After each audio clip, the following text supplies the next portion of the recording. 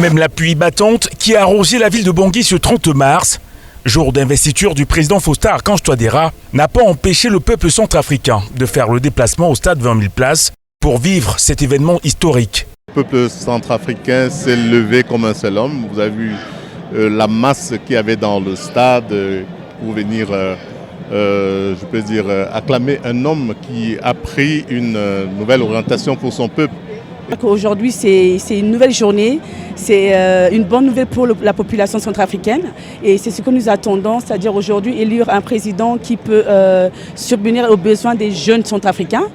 Entre prestations artistiques, chorégraphie des majorettes et des peuples autochtones Baka, cette cérémonie a été, selon les participants, un événement d'envergure. Très content pour la réussite de la cérémonie.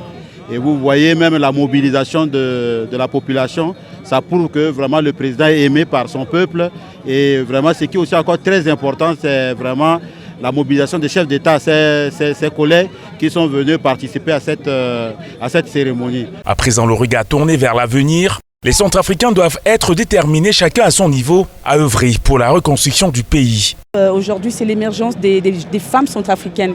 Donc, il va vraiment mettre l'accent sur le développement de l'entrepreneuriat et de beaucoup d'entrepreneurs femmes. Maintenant, de penser au développement de notre pays, il faut tourner maintenant la page sombre de notre pays et maintenant penser au développement du pays.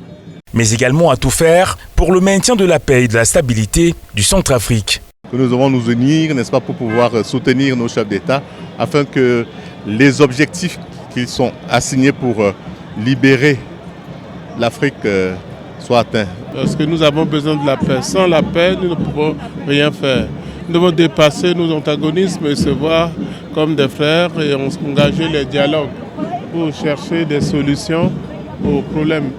Personne seul, individuellement, pourra trouver toutes les solutions. C'est donc satisfait et avec un sentiment de joie et d'accomplissement que les 22 000 participants à cette investiture sont repartis.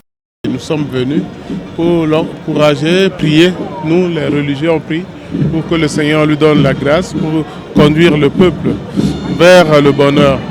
Ça a été une très très belle cérémonie. Nous sommes heureux d'avoir été présents pour accompagner le président Touadéra dans cette prestation de serment. Pour la suite, les réjouissances vont se poursuivre dans les quartiers, tandis qu'au palais de la Renaissance, le couple présidentiel offre à ses convives un banquet.